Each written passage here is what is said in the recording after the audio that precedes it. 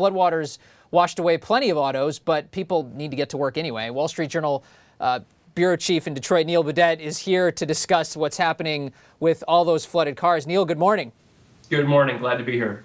Great. Okay, so are we going to see a sizable jump in car sales as a result of the storm?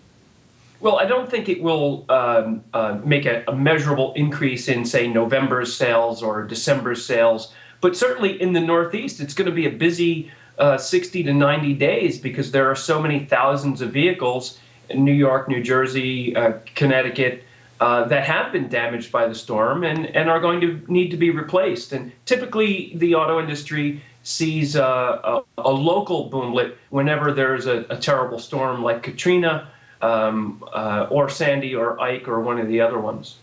In this case, you've got a storm hitting a much more densely populated area, so presumably the impact this time would be larger than some of those other storms. That's just a guess. I mean, so does everyone? I mean, it's pretty easy, I guess, to get a car. The insurance probably comes through fairly quickly, or not? Sure, yeah. You know, I mean, your insurance adjuster comes out and takes a look at it. And the thing with cars today is they're loaded with so much electronics that if they're in water, they're really totaled.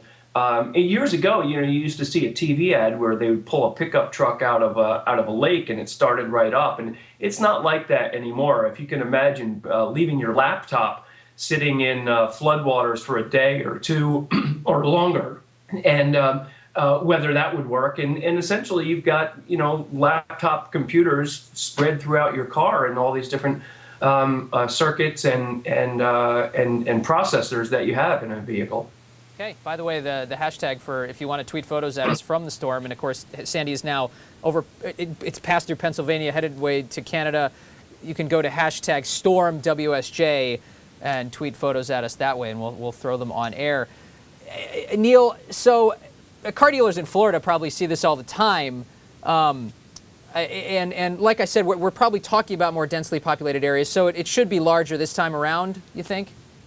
Yeah, sure. I mean, the New York area is very densely populated, certainly one of the most densely populated, if not the most in the country, and there are a lot of vehicles all along the coast that were caught in water, and then all across the states, there are plenty of vehicles that were damaged by fallen limbs or fallen trees.